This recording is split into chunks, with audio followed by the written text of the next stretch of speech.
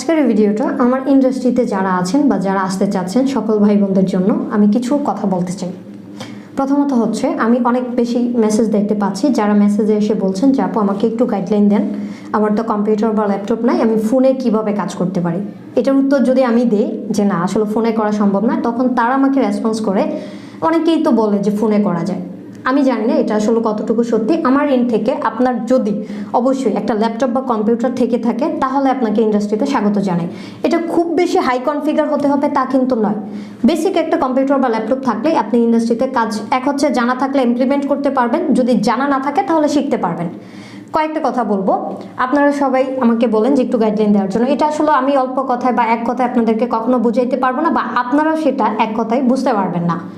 এই জন্য যেটা করতে হবে, আপনারা আমার মতো বা আপনি একটু রিসার্চ করে যার কাছ থেকে জানেন না কেন, যার কাছ থেকেই চান না কেন শিখে নিতে পারবেন যে কোনো একটা স্কিল। সো আমি যেহেতু ডিজিটাল মার্কেটার, আমি অবশ্যই ডিজিটাল মার্কেটিং নিয়ে আপনাকে বেটার একটা গাইডলাইন বা সলিউশন দিতে পারবো, যেটা অন্য এক্সপার্ট বা অন্য ইন্ডাস্ট্রির তরফ থেকে কিন্তু আমার পক্ষ থেকে অ্যাটলিস্ট গাইডলাইন দেওয়াটা সম্ভব হবে না।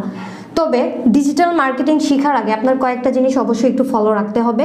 প্রথমত হচ্ছে আপনি নিজে নিজে আগে একটু রিসার্চ করবেন যে আপনি আসলে কার কাছ থেকে কিভাবে শিখতে চান। সেটা আমাকে ভালো না লাগলে আপনি নাই করতে পারেন, বাট আপনার যাকে মনে হয় যে না এই ব্যক্তিটা আমাকে শেখাতে পারবে বা আমি তার কথা বুঝি, অবশ্যই তার কাছে যাওয়া উচিত।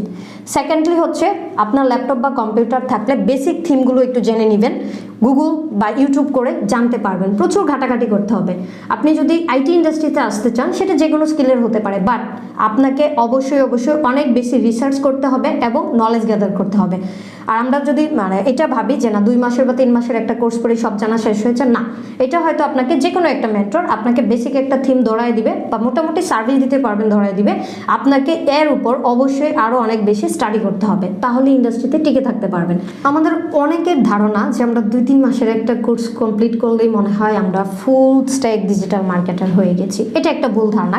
কেন বলছি, আমি নিজেও এটা ভাবতাম। আমি 1 বছরের ডিপ্লোমা কোর্স করার পরে ভেবেছি যে আমি মনে হয় এই ডিজিটাল ইন্ডাস্ট্রি সব জানি। না, পরে আমার ভুল ধারণাটা ভেঙেছে। আমি এখন পর্যন্ত ডিজিটালি প্রায় 15 থেকে 20টার উপর ইনস্টিটিউট থেকে ব্যাচ শিখেছি বা করছি। স্টিল নাও আমি শিখে যাচ্ছি, কারণ এই ইন্ডাস্ট্রিতে টিকতে হলে বা আইটি ইন্ডাস্ট্রিতে টিকতে হলে আপনাকে অবশ্যই প্রতিনিয়ত শিখতে হবে। এটা ভাবলে কখনোই হবে না। তবে হ্যাঁ, এতটুকু বলতে পারি, আপনি 2-3 মাসের বা 6 মাসের একটা ব্যাচ পড়ে আপনি সার্ভিস দিয়ে নিজে ইনকাম করে আবার বাকিগুলো শিখতে পারবেন, যেটা আমি করছি। সো এই থেকে অবশ্যই একটা মেন্টালিটি নিয়ে আসবেন যে না আমি অবশ্যই ধৈর্য ধরে এই সেক্টরে থাকবো, তাহলেই ফ্রিল্যান্সিংয়ে সফলতা আসবে। আর না হয় আসলে আমরা ধৈর্যটা না ধরে হুটহাট ইনকামের সিদ্ধান্তটা নিয়ে নিলে না শেখাটাও হয় না, ফ্রিল্যান্সিংয়ে সাকসেস হয় না।